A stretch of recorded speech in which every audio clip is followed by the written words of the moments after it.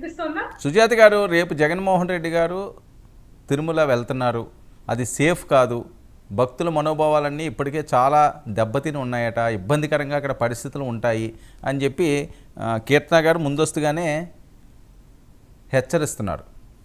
అలాగే డిక్లరేషన్ అంశం కూడా. ఓకే ఓకే అండి, వర్మ గారు నాకు కొంత సమయం ఇవ్వండి ప్లీజ్, మధ్యలో డిస్టర్బ్ చేయొద్దు. ఒకటి, జగన్మోహన్ రెడ్డి గారు తిరుమల తిరుపతి దేవస్థానం వెళ్ళడం ఇది మొదటిసారి కాదు, ఎన్నోసార్లు వెళ్ళారు. ముఖ్యమంత్రి గారి హోదాలో వెళ్ళారు, అదే విధంగా పాదయాత్ర చేసి పాదయాత్ర ముగించిన సందర్భంగా కాలినడకన అలిపిరి దగ్గర నుంచి కొండ మీదకి వెళ్ళారు.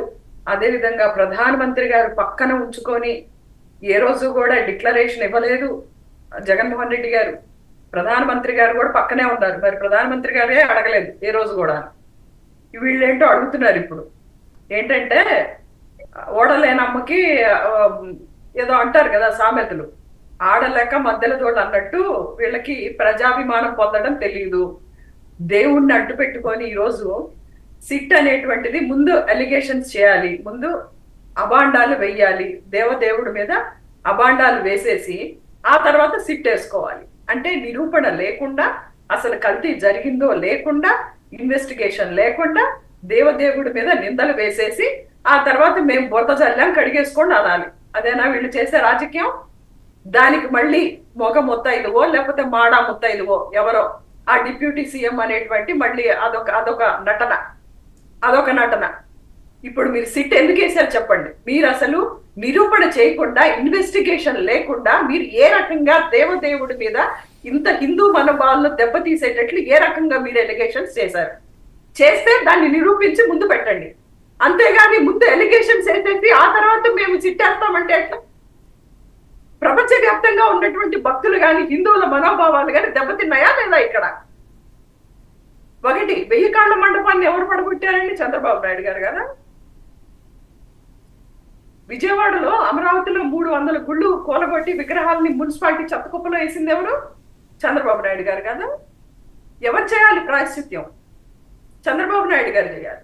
ఈ చంద్రబాబు నాయుడు గారికి దగ్గరుండి అధికారం ఇచ్చినందుకు ఆ మగ ముత్తైదువో మాడా ముత్తైదువో డిప్యూటీ సీఎం చేయాలి, వీళ్ళు చేయాలి ప్రాయశ్చిత్యం.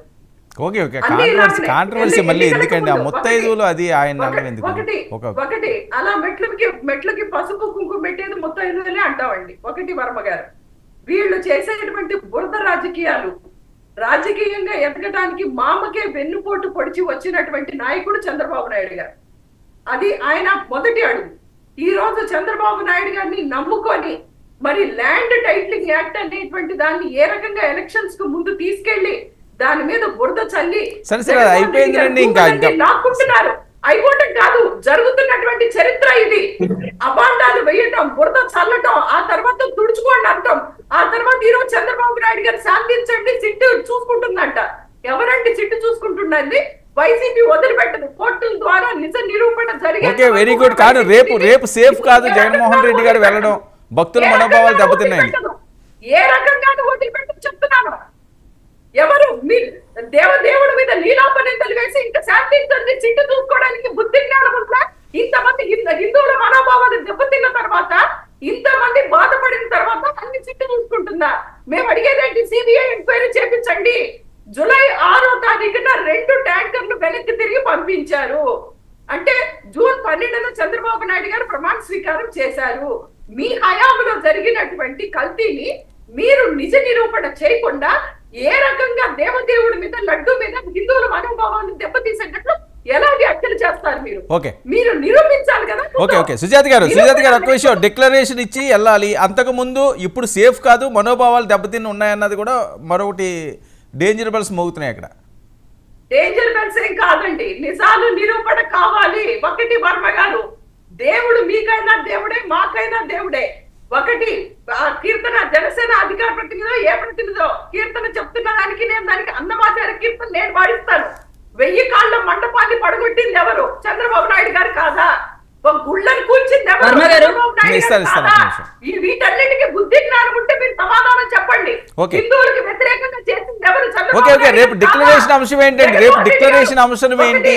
అక్కడ ఒక సాంప్రదాయం ఉంది, ఆ సాంప్రదాయ ప్రకంగా వెళ్ళాలి, డిక్లరేషన్ ఇవ్వాలి అని ఇస్తారా? ఒక్కటి జగన్మోహన్ రెడ్డి గారు తిరుమల తిరుపతి దేవస్థానంలో చేసినటువంటి రిఫార్మ్స్ మేము కరెక్ట్ గా చెప్తాం. దమ్ము ధైర్యం ఉంటే చంద్రబాబు నాయుడు చేసింది ఒక్కటి చెప్పు. సరే ఓకే, చెప్తారులేండి. అడిగిందని సమాధానం చెప్పండి. జగన్మోహన్ రెడ్డి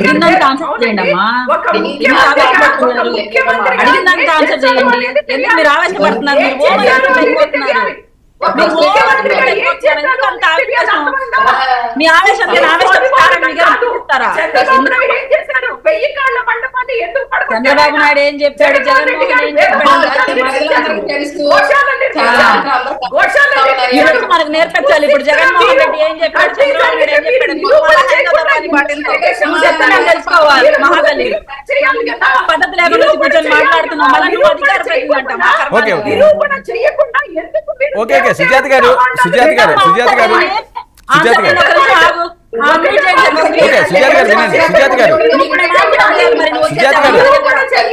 సునీత గారు ఒక్క నిమిషం అండి. సుజాత గారు ఓకే వినండి. సుజాత గారు మీరు చాలాసేపు మాట్లాడి నేను అడిగిన దాన్ని స్ట్రైట్గా సింపుల్గా సమాధానం. రేపు డిక్లరేషన్ ఇవ్వాలన్నది డిమాండ్, ఇచ్చే అవకాశం ఉందా లేదా? ఖచ్చితంగా లేదండి వర్మ గారు, ఇవ్వాల్సినటువంటి అవసరం కూడా